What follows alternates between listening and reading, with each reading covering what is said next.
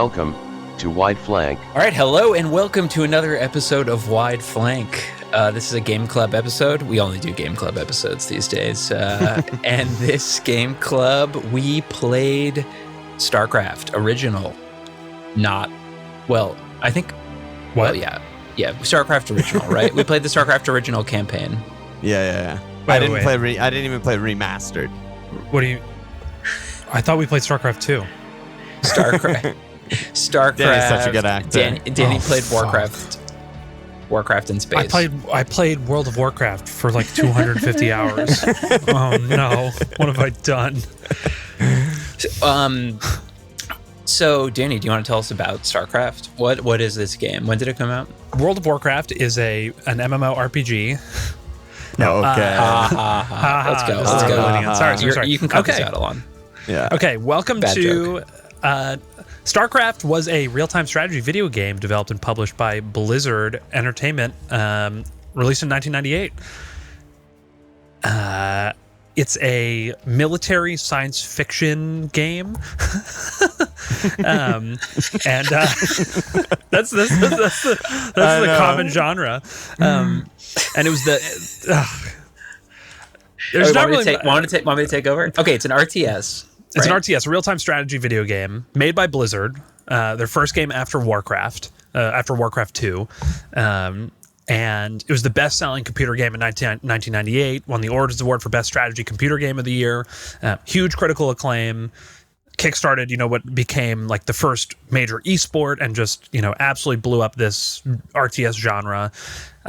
Was another one of these like killer titles that established Blizzard as what it is today as a publisher and developer. We played the single player campaign of the game, but it is probably more, it's definitely better known for its multiplayer gameplay and the effect it had on online gaming and competitive gaming and esports in general. Yeah, it's the 13th best-selling PC game of all time. That's so crazy. Wikipedia says it's only 11 million sales. That's hard. However, to Serlin said it was in 1 in 4 Korean households. I was just thinking maybe like they're separating out the different, like maybe Brood War sales counts differently than StarCraft sales, and maybe remaster sales count differently than the original sales. Well, and also on Wikipedia it says 11 million, better source needed. So maybe you found so source. Serlin on his, there's a game designer we all love, and I worship him, and because he's kind of a dick, fucking asshole, baby. He's a huge dick.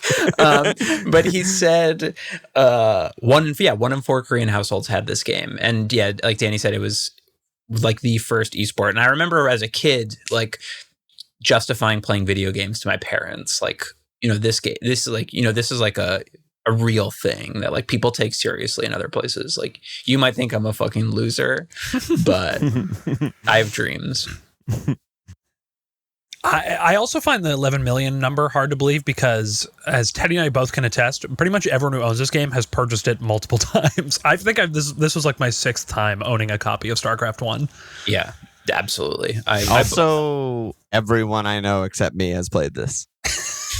And that's at least 12 million. That's got to be at least 11 million and one. Because I just played it. Oh, there you go. Yeah.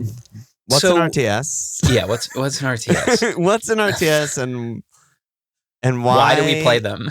And like, do RTSs exist anymore as a follow-up question? I mean, I feel like RTS is sort of and correct me if I'm wrong, sort of a dated genre. Obviously at the time, it was very cutting edge. Like Danny said, I mean, it was the main esport in the world. Still kind of is in South Korea. I mean, maybe like League took over, but as of now, the esports scene is like very small and very niche.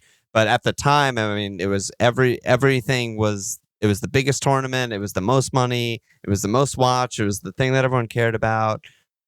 And for me, someone coming from like not playing it, don't really know anything about it. When I think of like what makes an RTS, I'm just like, but every game is an RTS now. Every game I play in different subgenres is real time. and involves a lot of strategy. Yeah, well, I think what really defines a real-time strategy game to me is like, well, I think people compare StarCraft to chess a lot, as kind of it has these chess-like mechanics, which is famously not in real time. Well, yeah, but famously turn-based. Except imagine if you're playing chess, but it's chess, but you can move the pieces as often and quickly as you want, but they're still each bound by their own rules, within the frame of the game. Yeah. And kind of this, like, it's full of counterplay, full of like a plan from the beginning of the game to the end. Choices you make at the beginning have a huge effect on the end. And yeah, I think the genre has, in a lot of ways, been superseded by the MOBA genre. Yeah.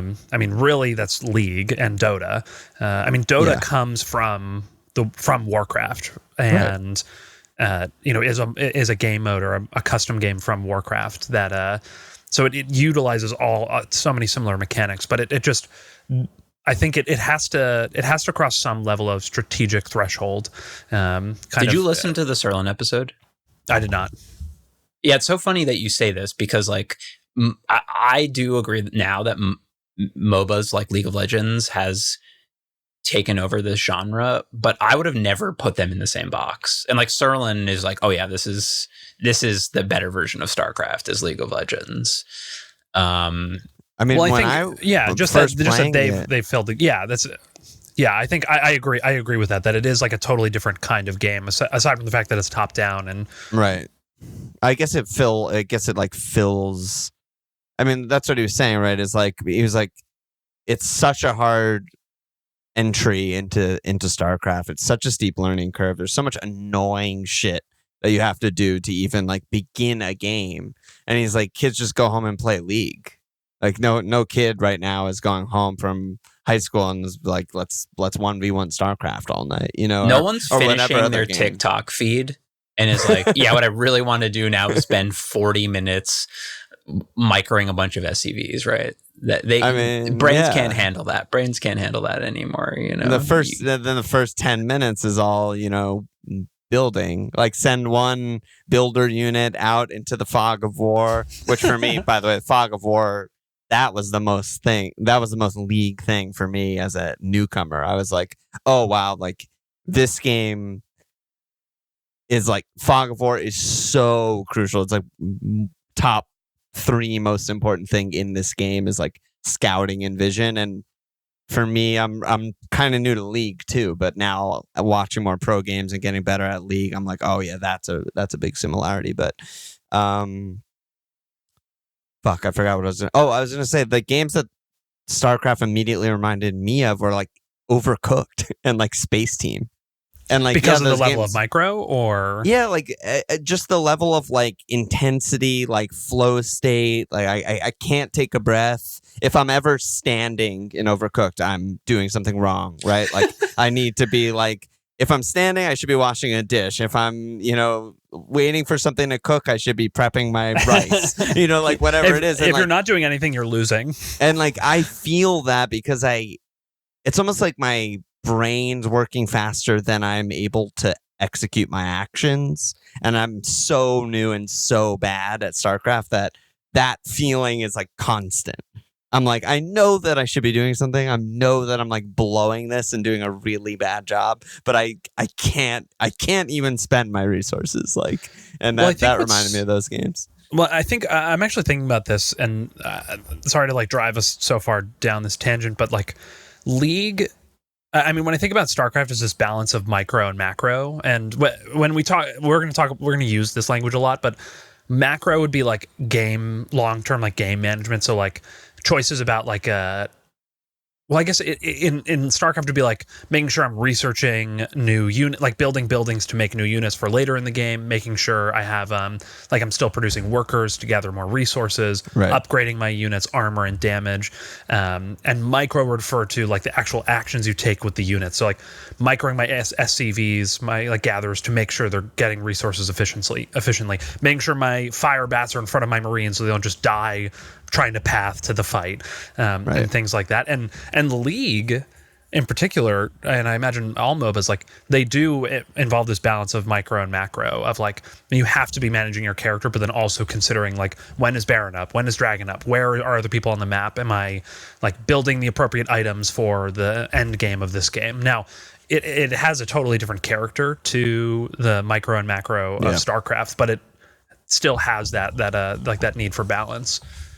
It is interesting. Yeah, I mean the focus, I guess, it's very much like war. Like RTS is much more like war focus, meaning like a large group of units and buildings and resources and like you know just troops. Like there's no like one individual thing that you're working on ever in StarCraft, right? It's not like, okay, I finally built my like last unit and this is all I have to micro and that's all that matters. Like it's always multiple things, whether you're fighting, whether you're building, whether you're doing what. Whereas in League, I think it goes back and forth, right? Like sometimes you're just in lane and like you see your opponent and you have good vision and there's no objectives up, so you're just only caring about yourself, sort of in those moments, right?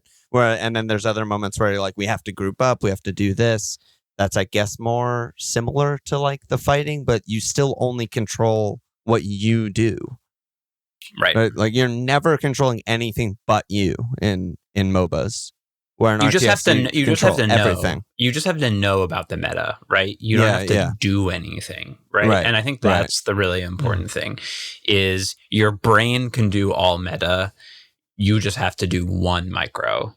And in StarCraft, your brain has to do that, and also your fingers have to do the meta, right? You have to do like so 50 much things meta at once. Yeah. I mean, so famously, StarCraft, one of the key stats is APM, which is actions per minute. How many actions you input into the game to make something happen. And that's build miners, move units, research things. You know, I think pros have like 100 something actions per minute. So they're doing more than one thing a second. And yeah, kind of bringing us back to like what an RTS is. An RTS is specifically a real-time strategy, specifically to distinguish it from turn-based strategy games. So your older war games where you can take as long as you want to do the perfect turn and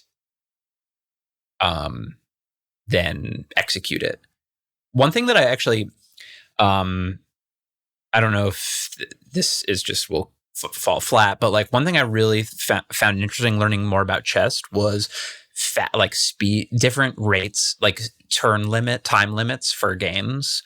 So like there's like bullet chess, which is what, like, you know, I don't know what it is, like 1 minute total, 5 minute total, 30 minute totals, and like you can it basically forces you to make turns under pressure. So it's not, you don't think about the perfect move for as long as you want, right? You basically have to execute it eventually. And basically StarCraft just flattens all that out. So it's that you're always having to make those decisions. One thing that I don't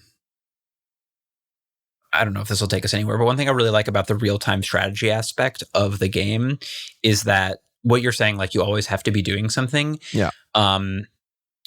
There's kind of like a yin yang, or like a basically early in the game, like if you are building lots of units and you don't use them, you're at a huge disadvantage. So it's always about like making sure you are constantly in balance with the other player. And that's what I really appreciate like about the real-time strategy aspect of it. Like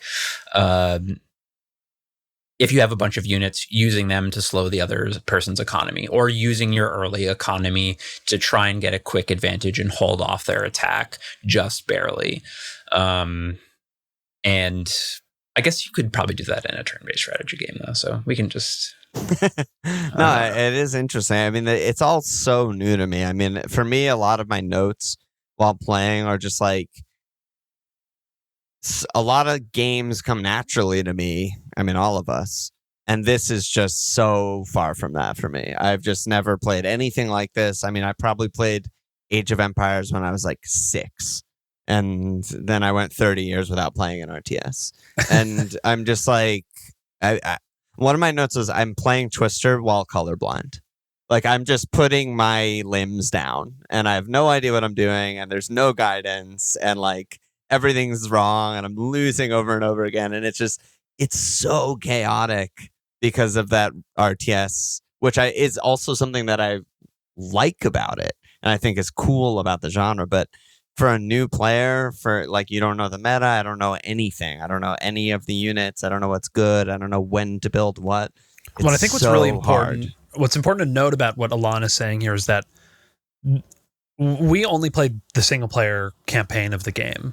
Like, it's not like we jumped in with Alon to play some 1v1s and he was like, I have no idea what's going on. Like, the game presents itself in this way where like literally like there's barely any tutorial. Or tutorializing as you play. Yeah. All of a sudden, you've unlocked siege tanks and other units, but you have to build a machine shop to access them, and you haven't had to build anything to access something that attaches to a building. There's all of these jumps in knowledge required, and I think the manual did a lot at the time, probably to bring people along to this, but or did more at least. But now it's just, I can't imagine playing through the campaign. I found myself confused and all of a sudden realizing that, oh, I have access to this unit now. I didn't know that I could build a factory. The last mission I had to train 4 Marines to win, you know? Yeah. Yeah, it's all very, and like you said with the manual, I mean, this is like a 100-page manual. That is like, I was reading it. I spent hours reading it. I was just like, oh my God, like there's way too much in here to ever like actually learn how to play. But I do, and we will have to obviously touch on the multiplayer at some point. But like by the end of this, I was just like, I should have just been playing the multiplayer. Like I should have just 1v1'd you guys, even though I just get dumpstered. At least I would learn. And like you guys could tell me what I did wrong and like know what's happening. Whereas, like Danny said, I mean, there's just nothing. There's nothing in the single player. Like I'm looking up strategy guides that are from websites that in like 1999, like they haven't been updated since then, just to try and like beat missions because it doesn't tell you anything of what to do. And then, you know, Walsh, like shout out to Walsh, who's been begging us to play the StarCraft campaign since we started doing a podcast, never played the campaign. He was like, I was like, this is so hard. Like, I don't know what I'm doing. I'm just losing constantly. He was like, yeah, it's stupid. Like, I definitely never played it. As soon as multiplayer was up, like, I just played multiplayer. And I was like, what? I was like, why'd you, like, beg us to play this? He's like, I just wanted you to play because, you know, I just want you to play StarCraft and I love StarCraft. But he's like, yeah, the campaign's not remotely the same game. It's really stupid. Like, no one should ever play it. And I was like, oh my God, I've sunk like 30 plus hours into this and I still know nothing. I still know nothing. Fucking Walsh. Well, it is such a it is such a funny thing that I you know, what jumps to mind is at the 8th mission of the Terran campaign where all of your buildings start lifted off and flying, and there's the whole map is blacked out and it's just no one says anything.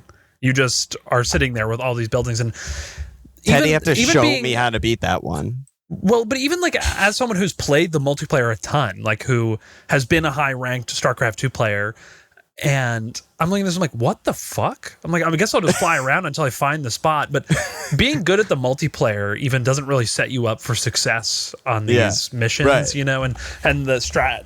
I mean, you know all the pieces, so you can develop strategies. Like, oh, there's a ton of waves I have to deal with, so I guess I'll build cannons or I'll build bunkers. Right.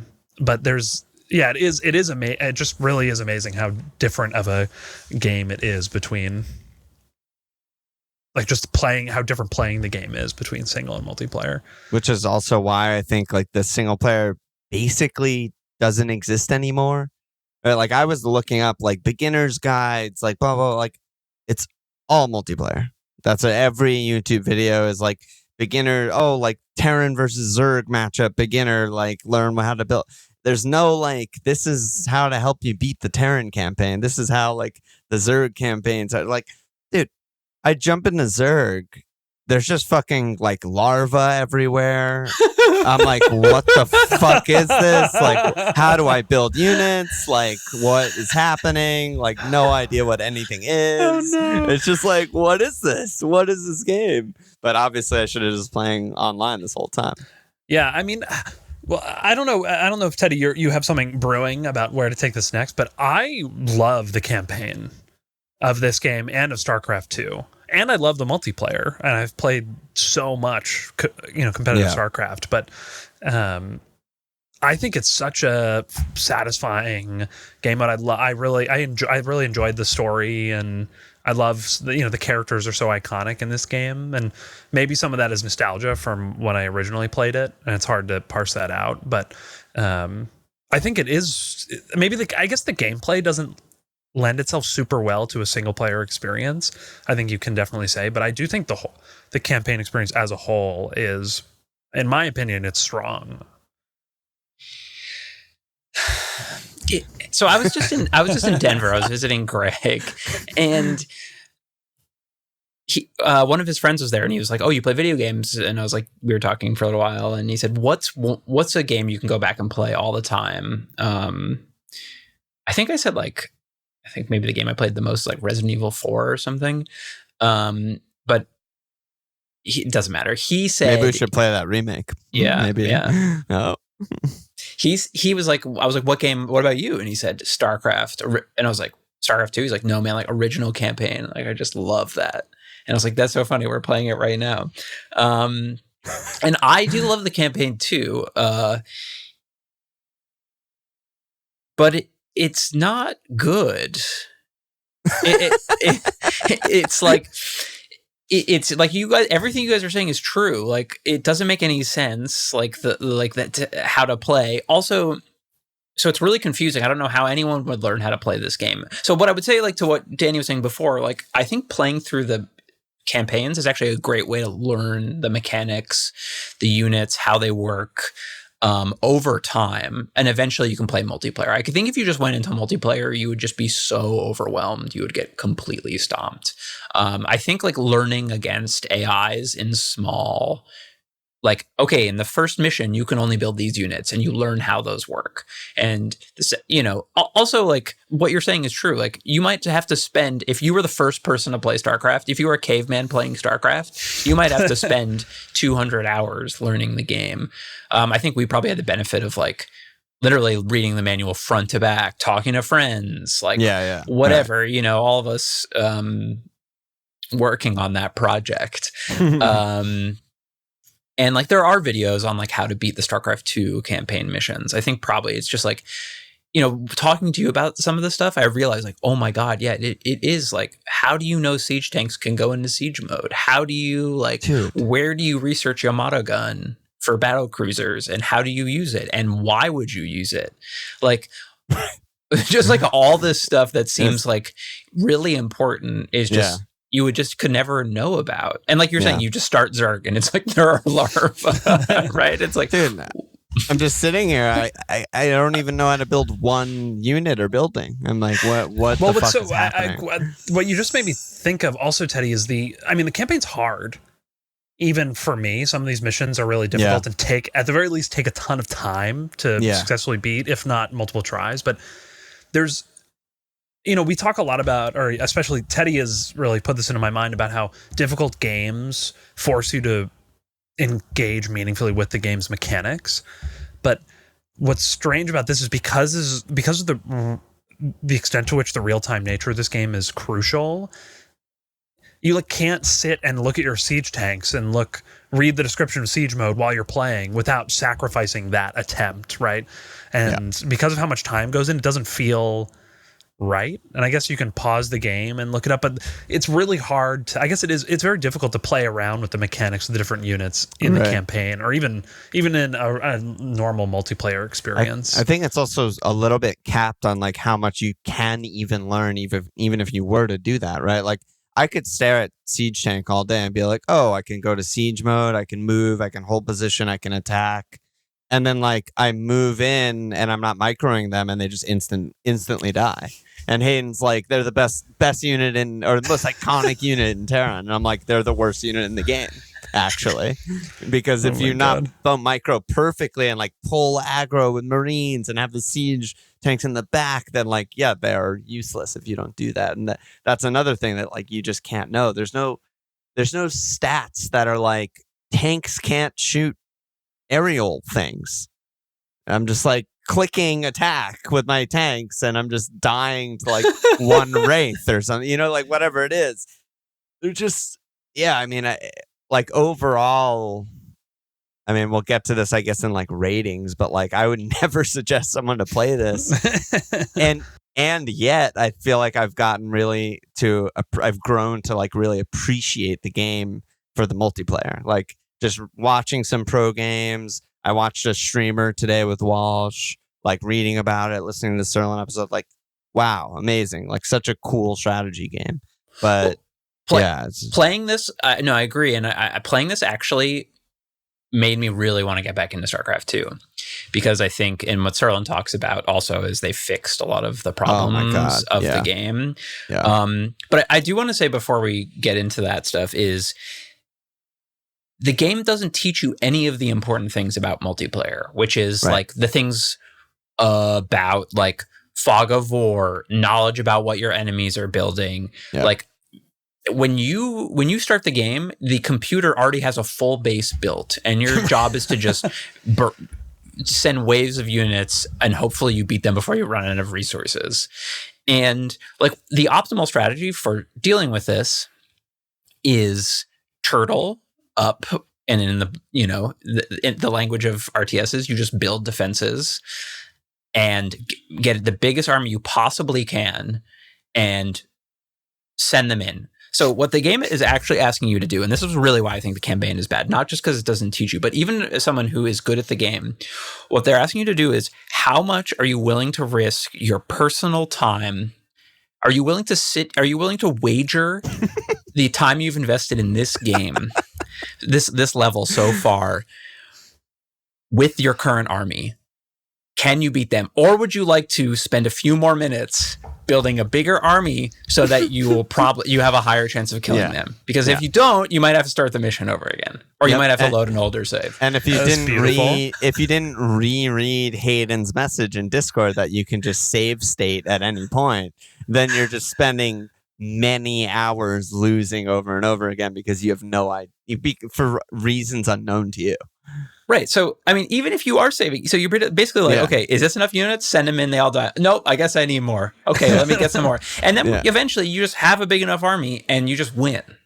Right. It would be way better if, and I think this is sort of like the point you're making, is if you went in with a too small army and they didn't die, you should get like invaded by the AI and just get fucking massacred. Exactly. Yeah. Because then you would learn the balance, a little bit of the balance of the multiplayer of being like, I mean, because that's the beauty of the multiplayer. Well, there's a lot of good things, but I feel like a big part of like what makes the multiplayer so cool and like compelling is like at any time you could just go win the game, whether you know it or not, if you attack.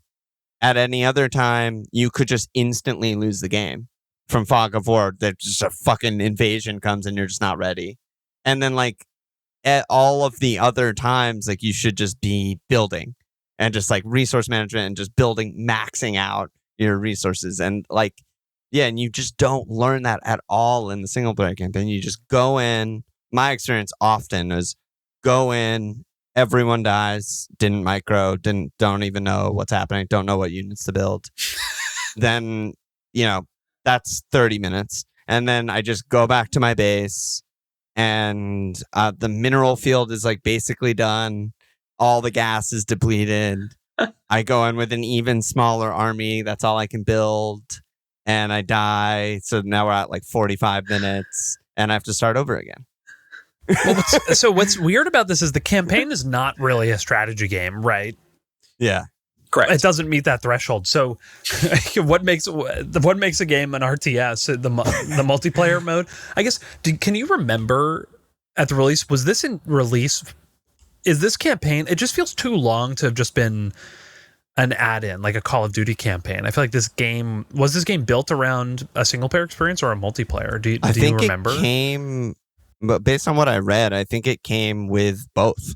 Well, it came with both, but like, what was the design focus? Because I think about arena shooters or something that are really about the multiplayer, but they have a campaign. I think back then single player campaigns were very important. But like based on they what weren't multiplayer Walsh, only. Yeah, what's that? I'm just saying, based on what Walsh said to me, right? Because he had it when it originally came out. He was like, as soon as multiplayer, he could like connect to anything. He never played the campaign again. Like, why would you? I mean, one of the things he wrote to me is like, it's like if Counter-Strike had a campaign, but it's like, why would I ever play this? I just want to play 5v5 with my friends. So this is. So even though it's bad, I will say it is, what I do like about it is sort of enjoyable to just play a management sim. Yeah. Right. It's like, this is familiar to me. I know what I need to do. Yeah. And I'm sort of like, actually what I'm doing is because I actually didn't find the campaign hard at all. There was like one mission where you had to destroy the ion cannon, which I found hard because I thought you had to kill every single person on the map, but you don't have to do that. But I did want to do it the best way possible. And that is enjoyable to me. Like I want to spend the least amount of time in this mission as possible. Right. I want to beat the computer as bad as possible. So like the Terran mission where you have to defend your base before you get picked up by the dropships, you have 30 minutes. Defend your base for 30 minutes. My job in that mission is to go kill everything on the map in 30 minutes.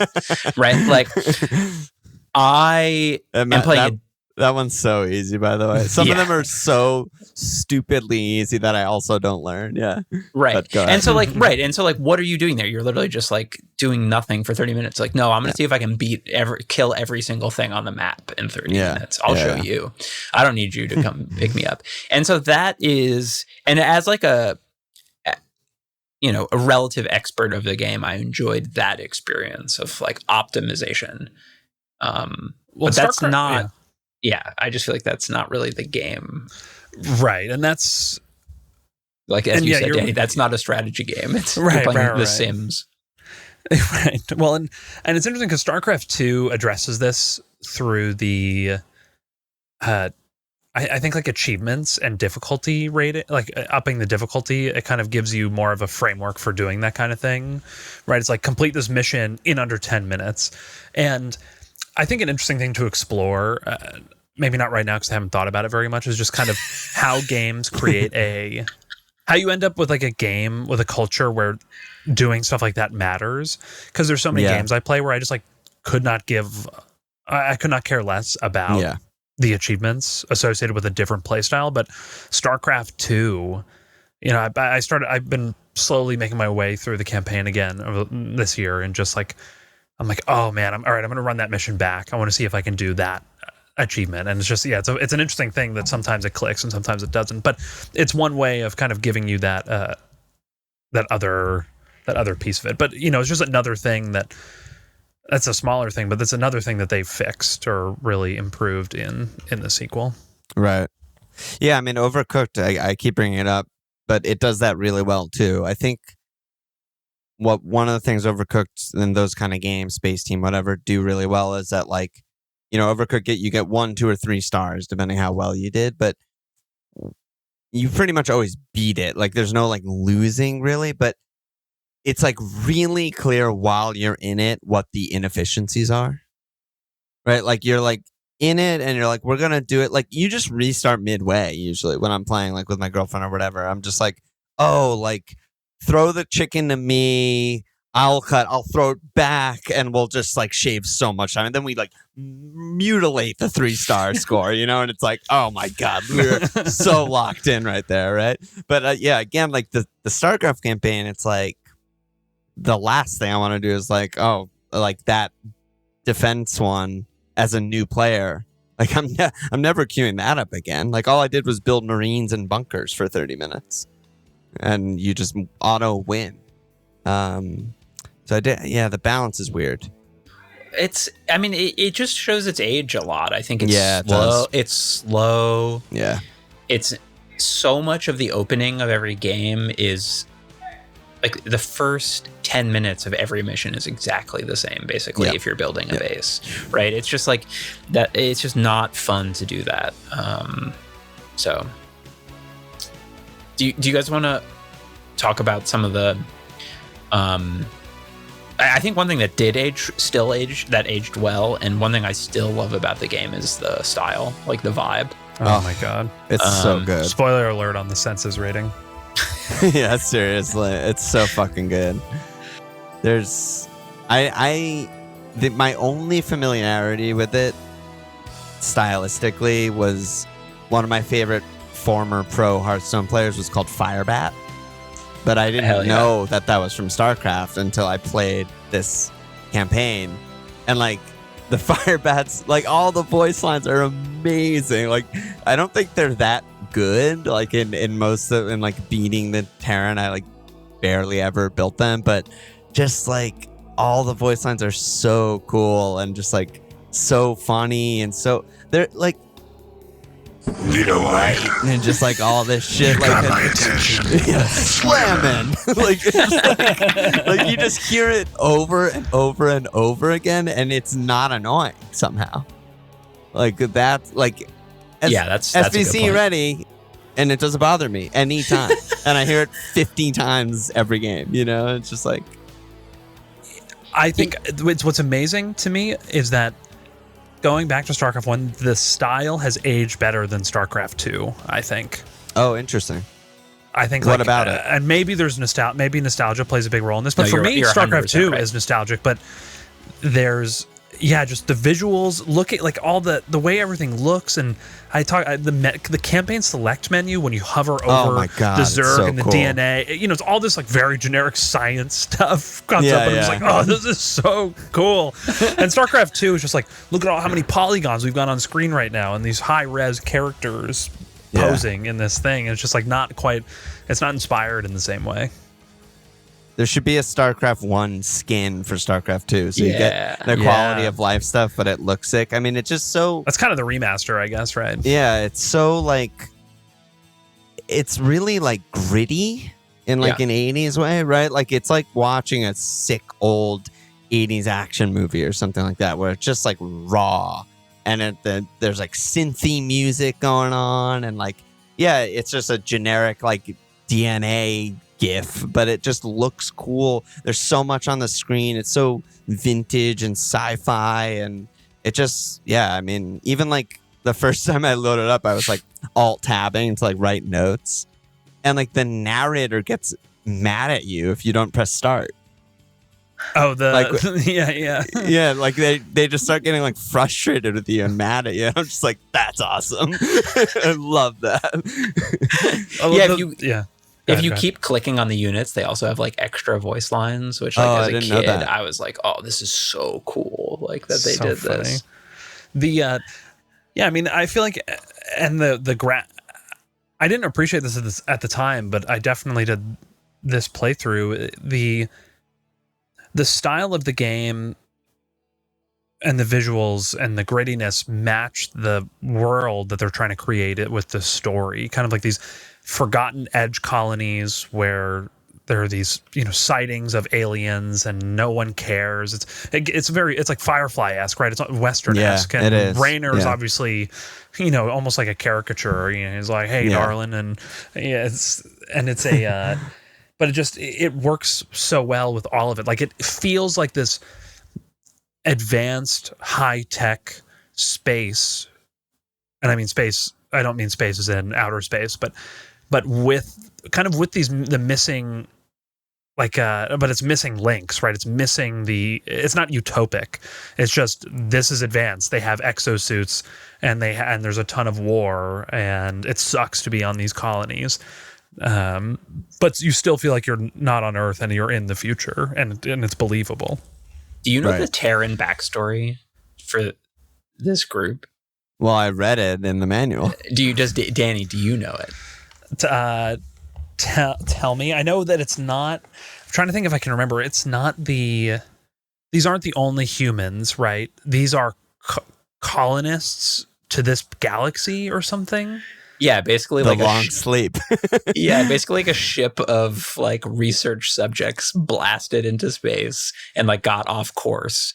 And so like basically they're like these humans that have access to a bunch of technology but are like I want to jump in. Stupid. yeah. I want to jump in for a second here because they're not just a group of humans. They're literally prisoners. It was Yes, like yeah. prisoners of this like tyranny of a UPL or something like that on Earth, who's just like, we need to check out other planets, so we're just gonna ship all the prisoners out as our guinea pigs. And then the nav system like crashed in their ships, and so they were supposed to go like a certain distance away, and instead of 30 years later they landed on these planets. And Right, they're so just like, where the fuck are we? They're basically Australians, right? Yeah, Right, basically. right. This is Australian basically. sci-fi. That's exactly what I was thinking. Right. And so like they're these like sort of like I mean they're basically but they're also Southerners and they all are a part of the Confederacy. But the story in the manual is kind of bad and generic and dumb, and it's way overwrought. Like it's there's way too much. Way too long. There are some like gems of flavor though. Like my probably like favorite unit is Firebat, and it says about the Firebats in the Terran unit section. It says, like standard Marine infantry, Firebats are typically culturally challenged persons who have been re-socialized by the Confederate government. What the fuck? So this was old Blizzard, like, Yeah. and unfortunately I just don't think the same people exist. Right, it's just a whole new no way. company, right? But they could balance like humor, darkness, wit, and it like Yeah. there was just a lot of character in their games. Diablo 2 is like this, and when you play their later games like Diablo 3, StarCraft 2, Overwatch, it's just like they sort of try and do this, but it just is like it's either the humor lands flat, or it tries to be too shiny, or it just feels like they're trying too hard. And what's nice about this game is it's not everything like makes sense or has a reason. Like it seems like it's like made by artists who like are like, I don't know, doing something like weird every single time they like come up with a story or a character. Like someone drew something and they're just like, oh yeah, put that in. I don't know. It's like, it seems like kind of punk. Yeah, it is. And in their later games, it's just like, it is so corporate. And playing this again, I'm just like, wow, this feels right. Well, so many of these games, and I think this is true of Blizzard, but I also think I think what you describe is true of Blizzard, but also many other developers and that have been around for that amount of time too. But you know, even the humor in StarCraft 1 feels like someone wrote something and someone was like, "That's funny," like keep that in, right? Yeah. And they didn't do it in front of a focus group. Right. They don't have a comedy writer who they like, okay, now we need a funny, like someone think of a funny line here, or like we need a professional to come up with something funny here. Right. Guy from Portal 2 to write all the funny lines. Right. Exactly. And like, I don't know. This really is a bygone era of video game development where you had like these nerds who just like slotted in something dumb as a placeholder, and it just Right. worked, in the end, and they were willing to let it be that. And I mean, it's like almost like the QA has gotten it's gone too far. Yeah, I mean, I could definitely see a world where someone's writing these voice lines, right? Like the Firebat ones, or even like I think the Ghost has cool voice lines too, and just like feeling self-conscious about it nowadays and just being like, is this cool or is that cheesy?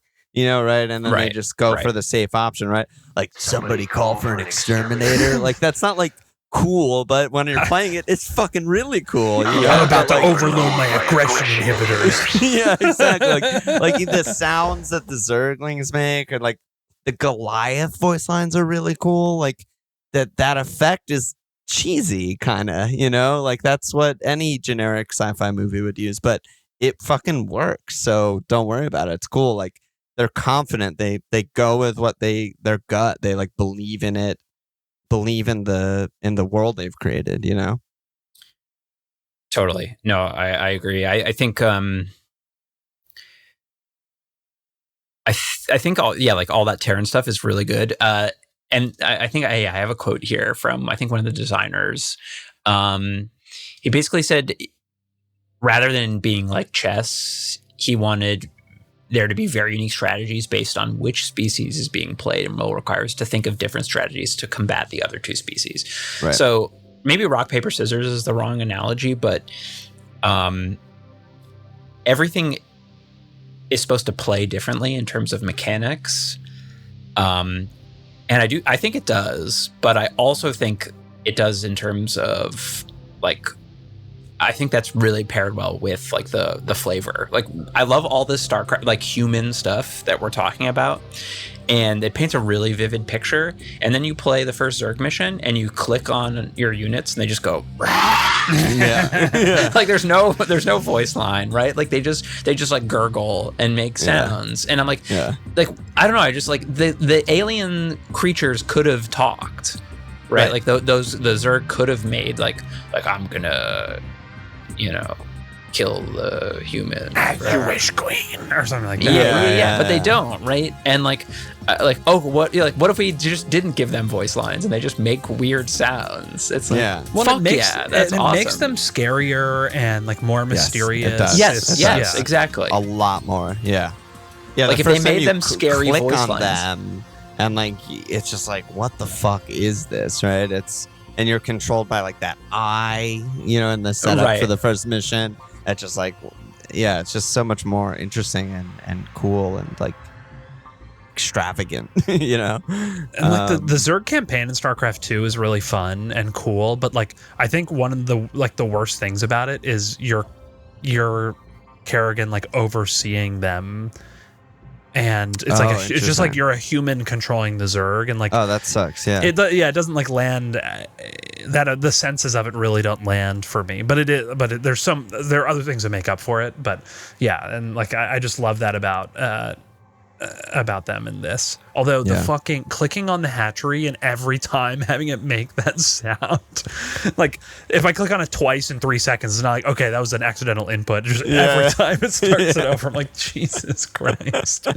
No holds barred. Yeah. I mean, I want to hear more from you guys because you guys have played a lot of multiplayer and I haven't, about the rock, paper, scissors, because I mean, a lot of the Serlin pod is about the strategy of multiplayer, and I think rock, paper, scissors does sell it short, right? There's more than 3 ways, right? There's more than 3 avenues. Also, all of the avenues are shifting in real time, right? So like it's not like, I think Serlin made a really good analogy of like how important scouting is, because I mean, I'm just sort of paraphrasing what he said, I think, but he said basically, let's just say in a perfect world, one exact moment you see 100% of what they're building. You have 100% perfect knowledge of what they're building at that moment. If they're building all rock, for the analogy, then you can confidently go all paper and you're going to win. But as soon as your scouter dies and you lose vision, but 30 seconds later you basically still know they're probably still going rock. There wasn't enough time to change. As more time passes, he called it there's a cone of uncertainty that's getting wider and wider. If you let several minutes pass, you really don't know what they're building anymore, and you don't know how to counter them. And I love that because it's like a quantifiable thing, right? Because if you know what they're building, you can go one path and all of your resources follow that path. But if you don't know what they're going, then you have to be like, are they going to attack me? You have to do 2 or 3 things at once and be like, I have to build a little bit of defense, and I have to do a little bit of anti-air, and I have to do a little bit of sieging or whatever it is. And that's that's like why it's not rock, paper, scissors, and that sells it so short, is because it's like it's dynamic and it's changing all the time. Well, there's another layer to what you just what's described there, and that's once you've scouted, they know that you've seen it. Yeah. Right. And it's almost like a game theory thing where it's like, well, now they know what I'm doing, so I have to do something else. But wait, maybe they're expecting me to do the thing that is like has the opposite vulnerability to this, so I'm going to keep doing what I'm doing, right? And so it just is this like endless this endless line of trying to outsmart or outthink the competition. Yeah, I think the fog of war in RTS is just, it's such a presence. Like, I want to watch you guys play online. I don't think I'll ever get to the point where I'll learn enough to play online, but like I would love to hang and watch. But like in League or the fog of war is just, the map is so much smaller. It's almost just like a line that you should never cross, right? Like occasionally you go into fog of war, like place a ward. Like occasionally, like you see an enemy who should be here, but they're actually there. You can go into fog of war confidently to do like one thing, like a little bit of farm or whatever, right? But in this game, it's like, it's fucking life or death. Like, it's like if you think you have vision, but you don't have vision, and they're actually about to just drop Reavers on all your worker units, and you're just fucked. Like, you just quit the game, you're done. Like, they just owned you. It's over. And it's just so beautiful. Yeah, I mean, I think another interesting layer to all this stuff is the economy investment. Also, they don't have a lot of units, so I'm going to invest in economy right now. Right. Or it not only do you have I'm countering the kind of units they have, but I'm countering the overall strategy they're doing, right? Like, oh, I saw they built an expansion to a base, so I'm going to attack now, right? And like Danny said, there's the knowing of the scouting. And so all these things are like interacting in really dynamic ways, and that you just constantly have to be responding to all the time. And the pressure is just fucking brutal. Like, I need to watch you guys play. And what's great is you can, I mean, the thing, where the rock, paper, scissors analogy falls short is paper can actually beat rock in StarCraft, right? Yes, like, thank you. If they're going anti-light, right, you can still mass a ton of Marines as long as you're, I see what you're saying. as long as you're responding to that, what Teddy's describing, that overall strategy. Like if they only have 2 of those units and you have 50 because it's the beginning of the game and they're going for a late tech unit, like a high tech unit, then you win, even though technically they have the right. Or you micro better, right? Or you split up your Marines so that they don't get stormed. There's like all kinds of ways to do it. There's just so much, which again is like, that's the unfortunate part for me for getting into it, but also I think what makes the game so amazing. I mean, Walsh was saying to me, like, they basically have not patched this game, and it's been out for like 20 years or more, or whatever, whenever it came out, and it's still like a pretty vibrant competitive scene, maybe only in Korea. Maybe not as big as it used to be, but like every game that comes out nowadays is just patched every week. That's just like universal standard. Like, oh, this thing is a little too strong, we're going to weaken it. Now this thing's too strong, we're going to buff the other thing. And it's just, I think that, and this is kind of a separate tangent, I don't really have it well thought out, but I think that like you just don't need to do that. Like games, people, I'm sure, I haven't looked it up or anything, but I'm sure when StarCraft first came out, there was one thing that everyone was doing that was beating everyone, right? There was some, Zerg Rush was a 70% win rate or whatever it was. I'm making up numbers, probably had some really broken win rate, and everyone was just losing to it all the time. And then someone was like, oh my God, if you stim pack your Marines and they Zerg Rush, like you just fucking shred them or whatever the counter is, right? And then that started winning more, right? And then Protoss was like, oh, if they're just doing that, then I'll just go super high tech late game and I'll just overwhelm them with my big, whatever it is. And I think that like a meta shifts and like balance shifts, and like the constant buffing and nerfing of things like doesn't really enhance my enjoyment in the game ever, really, right? It's just like, oh, they're just like cutting this corner that now I don't need to figure out because now that's not good anymore and this other thing is good now, right? It's just, I don't know. There's something to that. Yeah, and I think if your game is sufficiently complex, then you can let the meta take control, like kind of let the meta roll. And like you imagine like a character or a unit who's really strong. Like every unit has a counter in StarCraft, right? It's not like, okay, siege tanks are unbeatable, right? Then you just then you go early wraiths so you can kill the siege tanks or whatever. Right. So like there's a way to do it. And kind of like if everyone starts playing this one play style because it's really strong and because there is some counterplay that exists, then like the meta shifts to countering the meta. And then it can even go back to the way it was originally, or then everyone's like, okay, it can be this like beautiful cycle. And like League, I think, is at this point where there's so much room for strategy, but instead we end up having to track these minute changes. Like, oh, Annie got buffed, I'm going to play Annie again.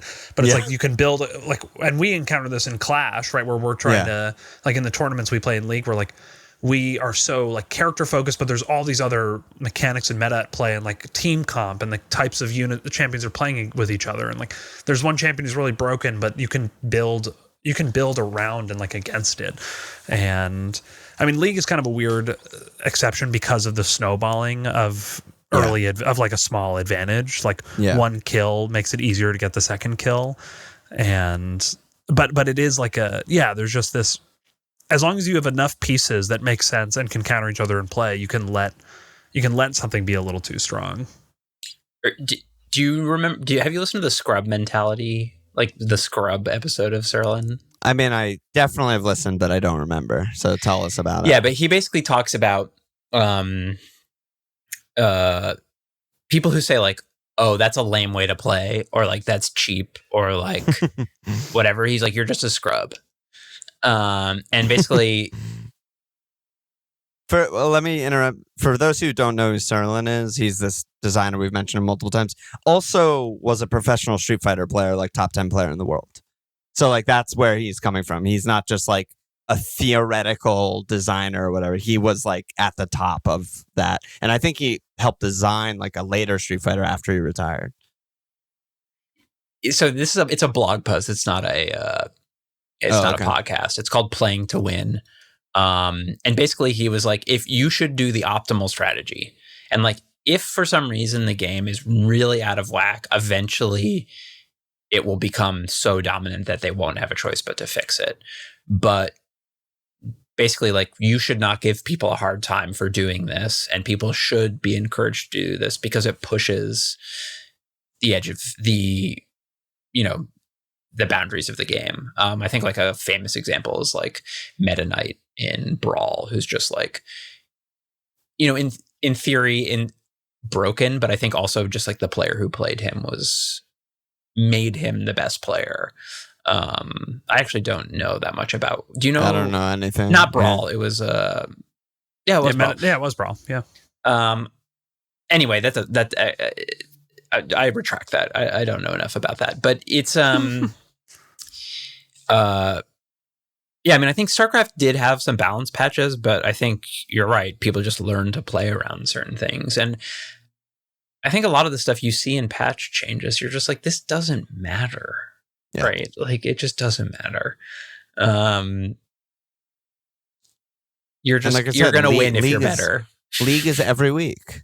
Yeah. Literally every week. Yeah. It's season 13. It's probably had hundreds and hundreds of patches. It's just like, well, there's a weird cultural thing with League 2 where they want champions to be viable.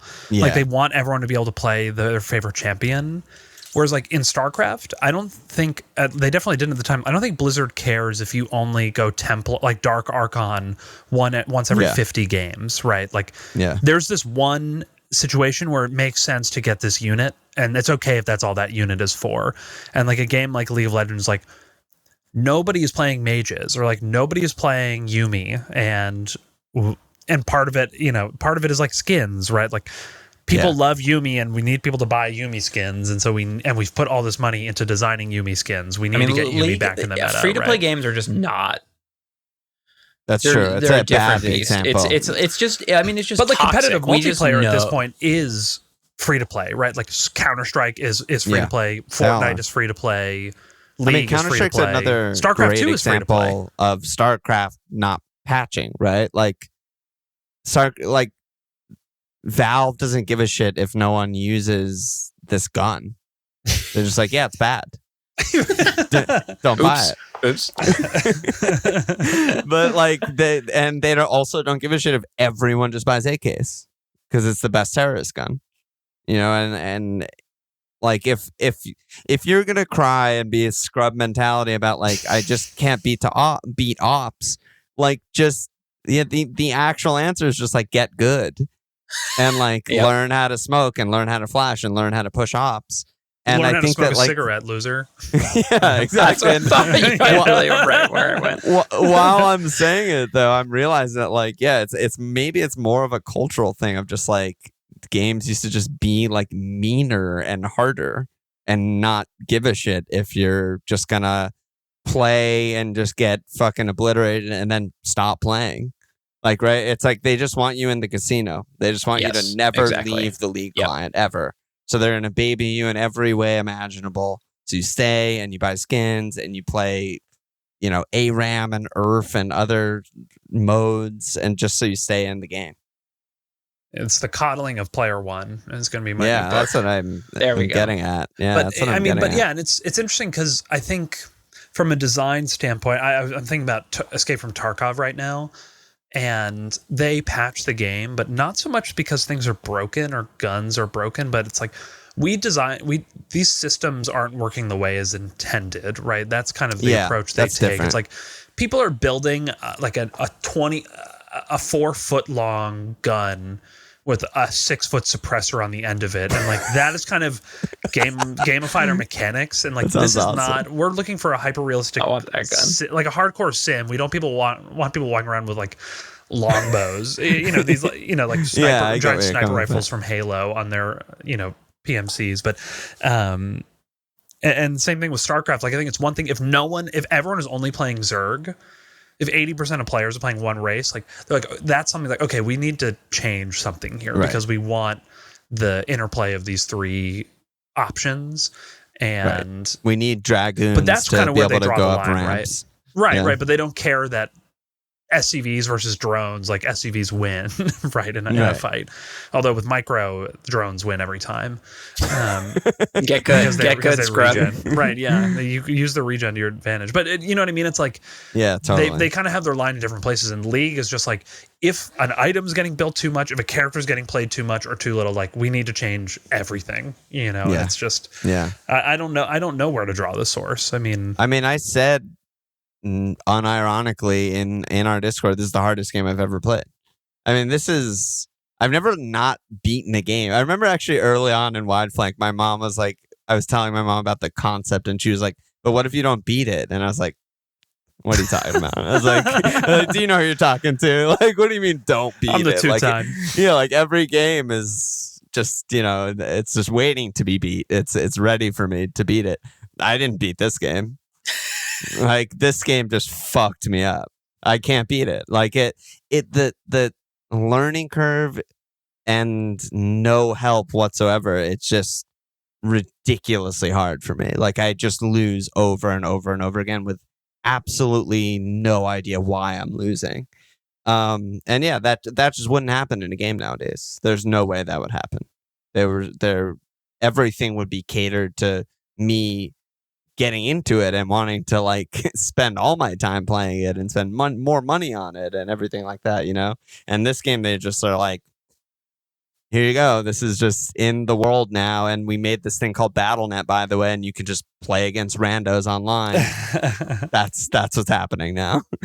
Right. So the one wrench in all of this is they did patch this game and it's called StarCraft 2. Right. Because I think actually what you guys are talking about is, I think they realized, and Sarlin talks about this, is that the game is about bullshit micro clicking. Yeah, it's about clicking in a bad way, bullshit clicking in a bad way. And it makes, and I think a really good example is you can only control 12 units at a time. Oh, God. You can drag a box around a bunch of units. That's tough to go back to. For sure. So dated. It's like a joke. It's a joke. Yeah. However, I did just play Warcraft, and you can only select 4 units at a time. So to me, this is a big even older. This is a big improvement. But yeah, it's insane. And in StarCraft 2, you can just select all your units and you can move them around. Right. But one thing the game is basically StarCraft 1, you start with 4 miners, then I think you could start with 6 miners. But they don't auto mine when the game starts. You have to select them, move them. You have to build your first unit. You constantly having to be building units. And basically what the game is doing is it's, I think the theory that Sterling talks about is using your attention as currency as well. Yeah. Right. So it's about, can you distract the player? How good are you at devoting your attention to macro, like building economy, building miners, and also fighting, and also fending off an attack in the back of your base for like a sneaky like marine drop by your mineral line while you're also fighting your big army. And it's about abusing your intelligence so that you can't do all these things very well. Yeah. And I think StarCraft 1 does it arbitrarily, which I really don't like. As we said, you can't multiple select buildings. You can only select 12 units. Like in StarCraft 2, you can select all your barracks and just hit M and Marines pop out. And you can queue stuff up, right? He mentioned. It's just like it's just so much easier to do the big stuff easily. What he kind of talks about and is like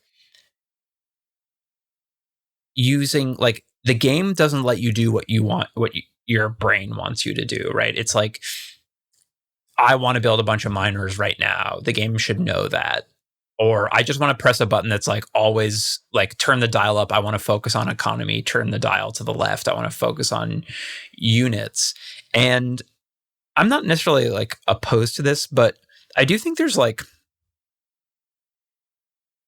he gets dangerously close to saying there shouldn't be any skill involved in the game. Like, like I was like, well, what's the point of playing Rocket League and getting good at Rocket League? Don't you know what you want to do in this situation? Like, I want to aerial, I want to flip reset, I want to do a huge shot. Like, sort of the point of the game is to like get good at some of the mechanics. Right. And I think the line can be blurry and different for different people, but he's sort of on one and kind of just goes off into like, I don't know, it should be like League of Legends where you just pop out of your base and they fight each other. And what I think about is really good about StarCraft 2, in my opinion. He's a Street Fighter player. Don't forget that. Right. He's like, it'd be cooler if the Marines were just in a 2D plane and just had attack abilities and supers. You're like, dude. in a way that like it seems like he almost doesn't understand video games. It actually like I was like, or he just like is not. I just feel like he's just totally. He's just on one. I think he's like just he got filled with a hot take or something. Yeah. And you guys can listen. You guys can hear for yourself and pick this apart. But what I love about StarCraft is you're constantly having to be engaged. I mean, it's also so toxic. It's like it is without a doubt the most stressful game I've ever played because you are always doing something, always, and you should be doing more. Whatever you're doing, you should be doing more of that. You should, and you could die at any second. Yes, and you need to be building you need to be building your economy. You need to be scouting. You need to be understanding. You need to be microing your military units.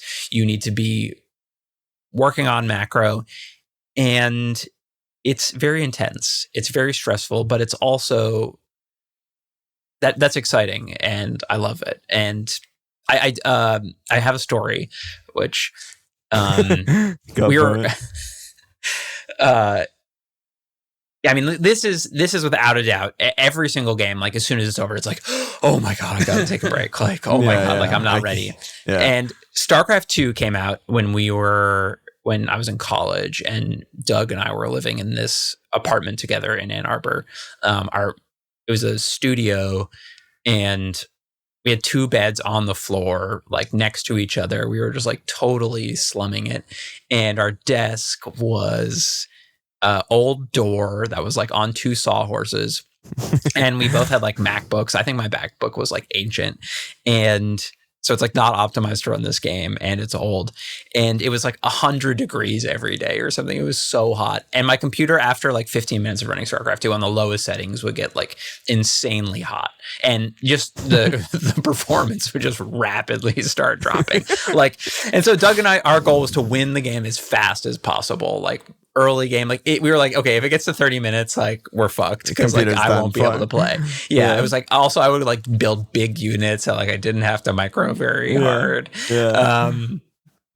And so, but as soon as we would win or lose, what we would do is, since Doug and I were playing together, he was the party leader. So I would take my laptop and grab it and throw it into next to our desk. It was our fridge, and I'd throw my laptop in the freezer and shut the door with it open, so the laptop was still like running.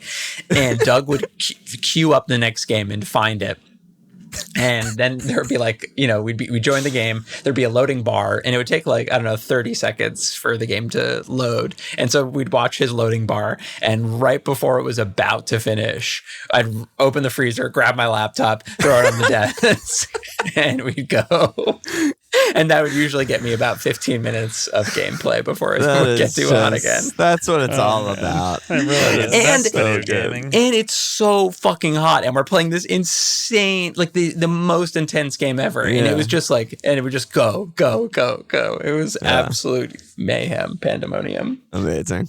So amazing. Yeah, I think to go back to the Serlin thing, I mean, I do agree with you. I think he just like misses the mark in a lot of what he's saying, but part of that is because it's like a podcast and he's just sort of reacting, right? Like I think he would never have like written some of those things, because a lot of what he's saying crystallized is just like, I can't micro well enough, so there shouldn't be micro.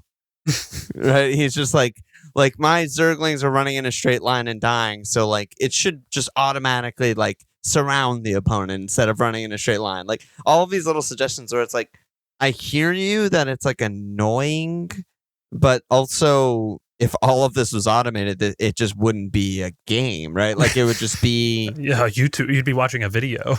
It'd be a puzzle game purely about optimization. Right. Like if that's what he wants, then it would just be who can solve the puzzle in the most optimized way, because like microing is easy and attacking is easy and there's one path or something like that. But like obviously that's not what we want in a competitive game, right? Like your decisions have to matter. We want your skill to matter. We want you to be able to do different things with your specific skills. But like at the same time, some of the things that he's saying, I was listening and being like, yeah, that is really annoying. Oh wow, they fixed that in StarCraft 2, right? Like the selecting units thing, that your worker units just are mining in StarCraft 2, whereas in StarCraft 1, when you're a new player, I'm like, what the fuck should I do? And then they're just, my units are just standing there, and I don't know what to do. Those blue things are resources that I need for everything I do in this game. Literally everything.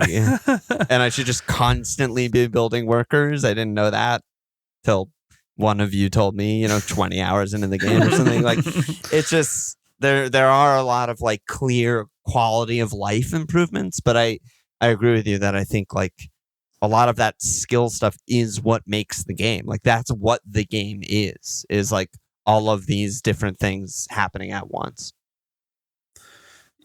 Yeah, I don't really know if this is legitimate, but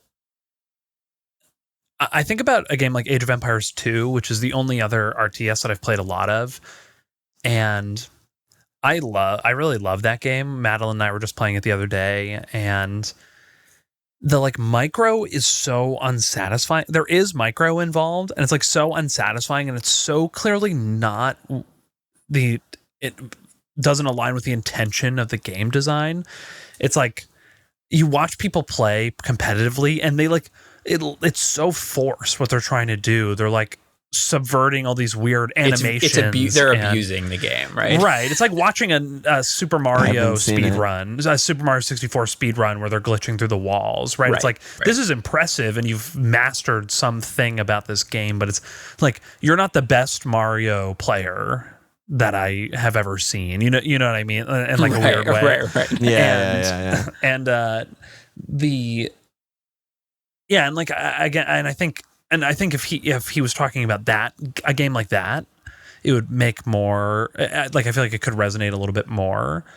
But like StarCraft 2 is just StarCraft 2, just StarCraft is all about these things. And like, I think they kind of figured out where they really sorted out where they wanted to draw those lines in StarCraft 2. Like, you just don't have the same kind of like units running in random directions after 5 seconds of not being able to get up a ramp. I have a great clip that I'll post of a firebat who's like so close to his destination with the whole group, and then just immediately 180s and runs out of the room and like runs opposite direction. And it's just like, what? And like, that's the kind of stuff that like I think Blizzard, when they made that game, would be like, this is not what we want this to be. That's like, not the micro. But it's just really hard. It's really hard to build. Right. You know? Exactly. And then they like figured it out. And like, the game is about macro, and it's about like, these unit, do I upgrade these units to be faster? Do I need to harass? Like, I need to be doing these other things, and not like I need to abuse this weird animation to get my units an advantage. Exactly. I mean, I think that's it crystallized. I mean, they were like kind of speaking negatively about this. So Sterling also took a class on StarCraft, and he was saying that a pro player at the class, I don't know if he was like a speaker in the class or something, was saying that like when they're scouting, for future pro players to be on their team or whatever, they pretty much only look at APM. They don't look at the strategy. They don't look at the tactics at all. And they were kind of saying that as a negative thing.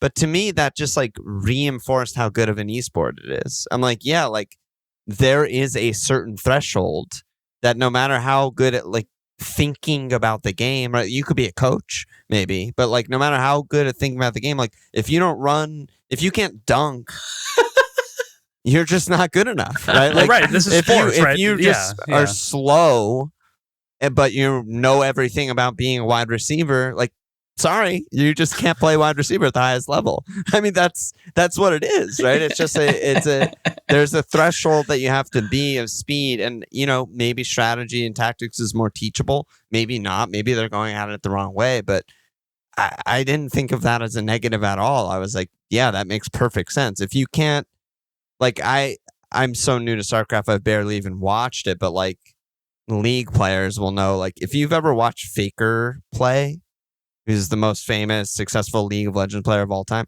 it is fucking insane. Like, me and him don't play the same game. He is, have you guys seen him play? Like, his perspective? No. He is non-stop using his F1, 2, 3, 4, 5 to look at his teammates. It's crazy. So, like, it zaps the map to his teammates. Yeah. He has them hotkeyed. Literally never not doing that. Like, while he's like farming resources for, like CSing, like everything that's happening, he is constant eyes on the map everywhere. It's unbelievable. But like, okay, you don't have to be Faker to be pro, but like, no matter how good at strategy you are, if you can't macro and see the map like he does, like, you're just gonna be worse than him. Like, he just has an advantage over you. There's an old adage, like the old adage in rowing is that if you sit in the work, if you have someone, like, I can teach a really fit, strong guy to row.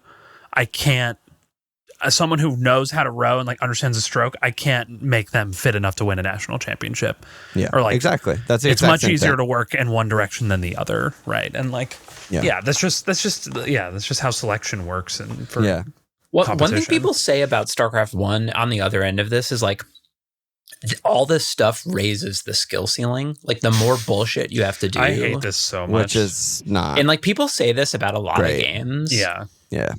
When have we ever run into a situation where everybody is at the skill ceiling and we don't have a clear winner of a game?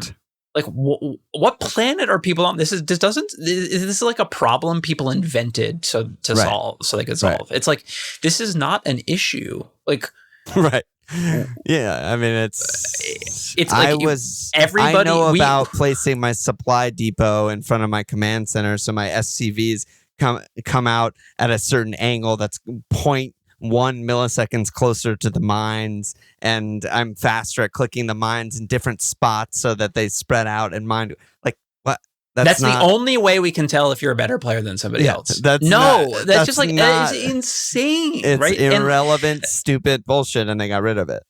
Yeah, it's insane. And when we have when it's a coin toss between every pro player, we can raise the skill ceiling. But like, to build this from the ground into the game is so strange to me. Like, when people talk about that, it's a high skill cap. It's a high skill cap. Also, if it was actually, if we lived in a world where pro play was obviously better than normal player, but it was a coin toss who's going to win the championship every year, that's the best pro scene of all time. Yeah, right. Like, as a follower, yeah, right. I'm like, oh, so the top 16, anyone can win.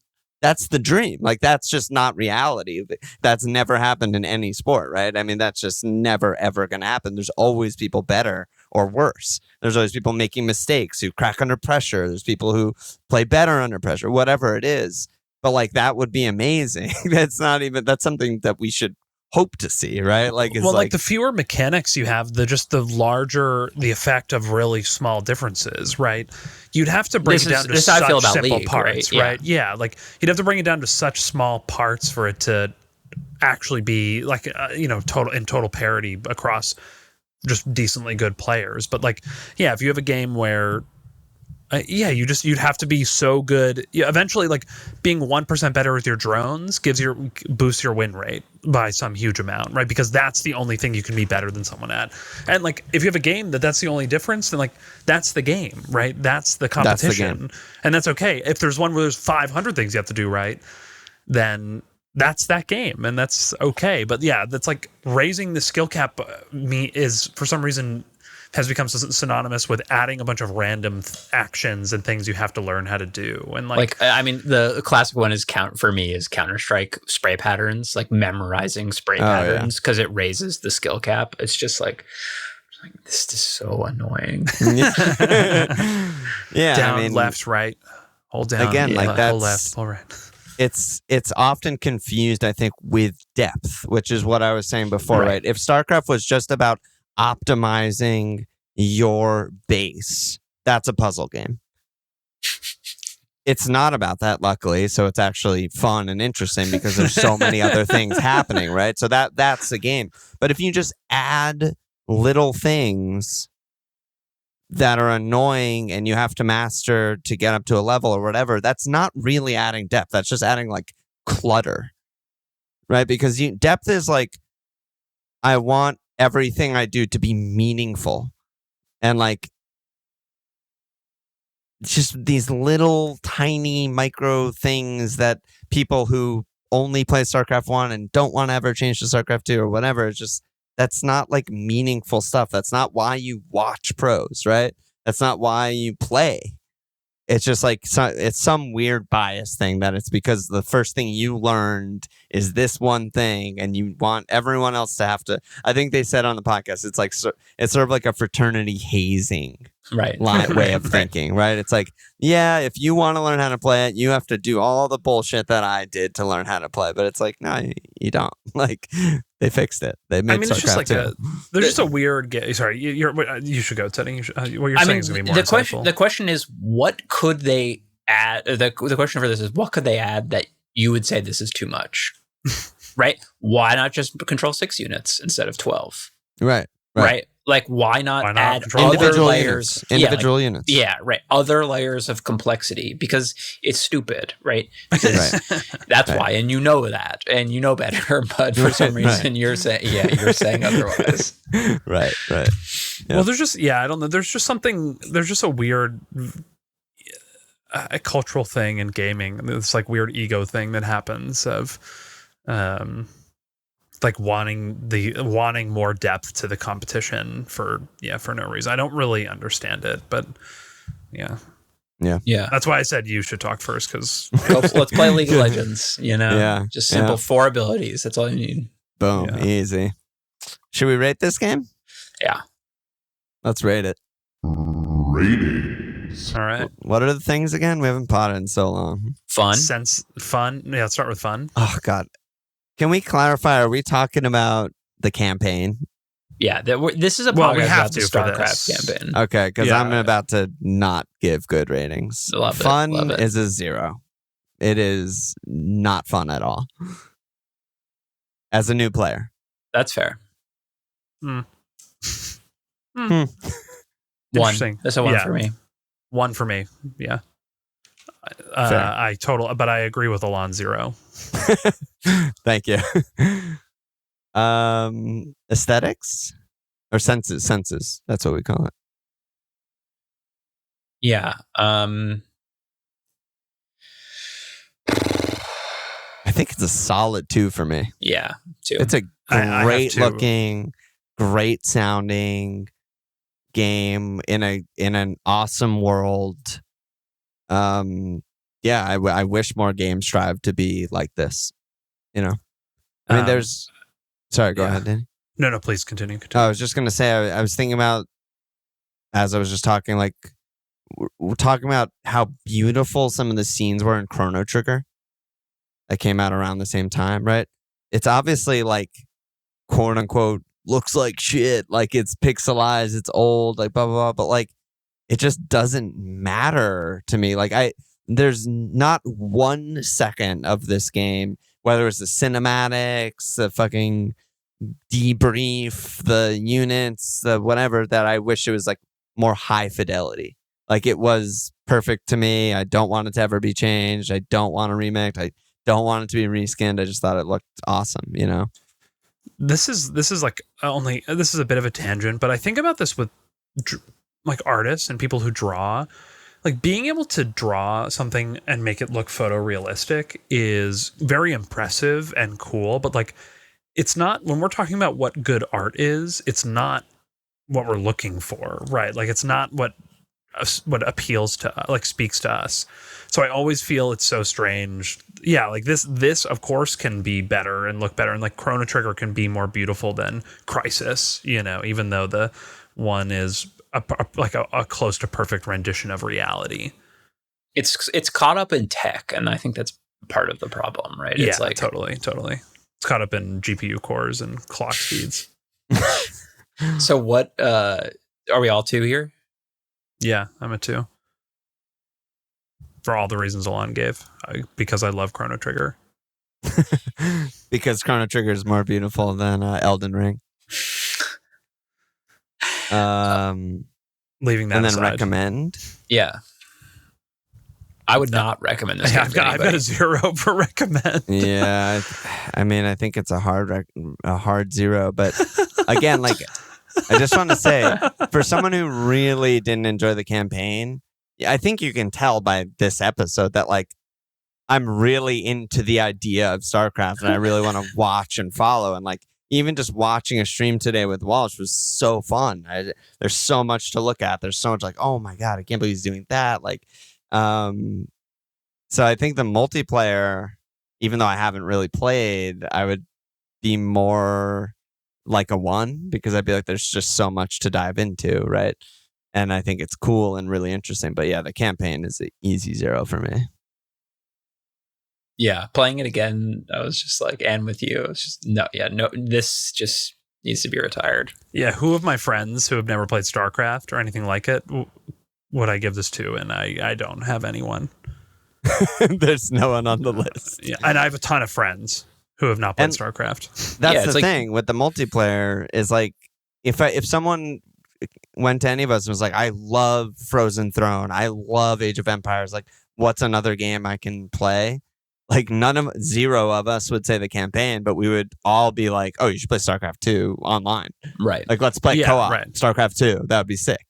You know, but like the campaign, just not not that. Yeah, would you recommend this to your friend who likes racing games? Was that what it was? I forgot about that. Yeah, no. They No, could I drive don't think vectors around. so. Yeah. Vector. What do you want? Locked in. Locked in. All right, guys. That's a wrap. We And don't another have next flanked, episode picked out. Another flanked widened. Yeah. We'll play something good though. Maybe it'll be the Resident Evil 4 remake. Maybe. Could be, yeah. Bacon said scary. he just played Quake and it was awesome. I feel like maybe we Interested? have you But we played did it? so many first-person shooters. I played don't it know when it anything about came Quake. out. Okay. Just its Okay. name. Well, It's just yeah, famous we name. got some ideas. There was a recent Steam sale, and I downloaded a lot of games. Okay, yeah. So we got some stuff. we got stuff in the oven. I'd appreciate if we could do XCOM 2 because I'm obsessed with it right now. Fuck no. Get Doug on the Yeah. Doug on that. You and Doug, episode. yeah, you got it. Yeah, true. All right, guys. Bye bye. Good night. Bye. For the next Game Club episode, we will be playing Immortality from 2022. Happy gaming.